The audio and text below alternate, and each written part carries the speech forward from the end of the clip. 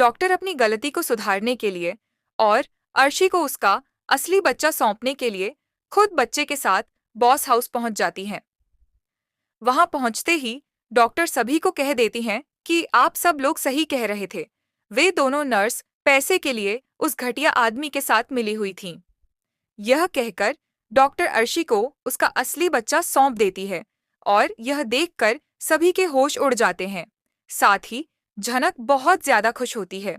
इसके बाद डॉक्टर सभी से माफी भी मांगती हैं और कह देती हैं कि जो कुछ भी हुआ उसमें आप लोगों की कोई गलती नहीं थी, लेकिन इसके लिए मैं आपसे माफी मांगती हूँ।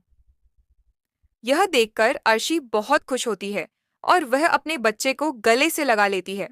इसके बाद अर्शी झनक से कह देती है, झनक, मैं तो तुम्हें गलत ही समझ रही थी, लेकिन मुझे आज पता चल गया कि तुम सच में एक अच्छी लड़की हो और तुम जानबूझकर कभी भी मेरा कुछ भी बुरा नहीं करोगी।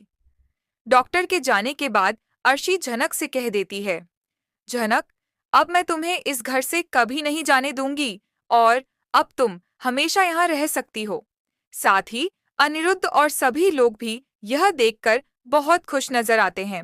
लेकिन कहानी यहीं खत्म नहीं होती, क्योंकि अब जब झनक को घर में एक जगह मिल गई है, तो कुछ लोग इसे स्वीकार करने के लिए तैयार नहीं हैं। अब झनक को अपनी जगह बनाए रखने के लिए और भी संघर्ष करना पड़ेगा, क्योंकि घर के कुछ सदस्य अभी भी उसे इस परिवार का हिस्सा मानने के लिए तैयार नहीं हैं। अब देखना यह होगा कि झनक अपने लिए इस घर में कैसे एक नई पहचान बनाएगी और क्या अनिरुद्ध और अर्शी हमेशा उसका साथ देंगे। यह देखना बहुत दिलचस्प होने वाला है। तो आगे क्या होगा जानने के लिए हमारे साथ जुड़े रहें और चैनल को सब्सक्राइब जरूर करें।